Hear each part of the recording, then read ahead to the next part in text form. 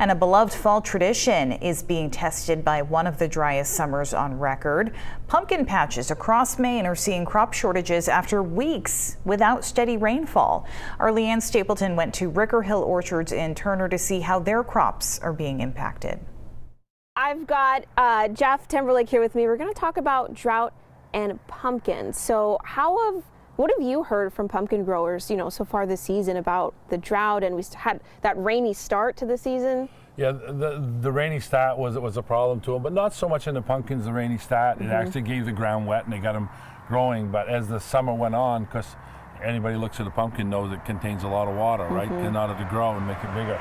And any of the pumpkins that were grown within the extreme drought area, as I talk to our suppliers who supply us with our pumpkins, are having a really hard time getting big pumpkins this year. We got some, but they're harder to come by than they have been in years past. Some years you get nothing but big pumpkin. This year they're all, medium to large, and the rest in jumbos out there. But it's been more of a challenging year for all farmers, no matter what you're doing in the farming industry this year. The extreme drought conditions really are having an effect all across the state of Maine. And it's not just pumpkins. I know maple tapping season is still a few months away, but that's even a question mark right now. Yeah, I was, as everybody knows around here, that we do a big Maine Maple Sunday weekend, and we'll still have it. It'll go over great because of food.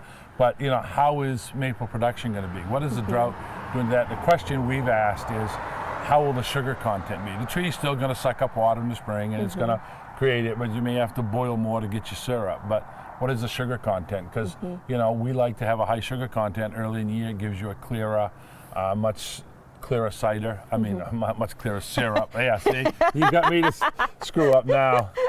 So we're in this together. But that's something that's very concerning. So instead of doing 40 gallons to the gallon, we may, 40 gallons of sap to a gallon of syrup. You could be up this year to 45 gallons of sap to a gallon of syrup, which just costs you more to produce. But, it's been an interesting year to be a farmer. Yeah.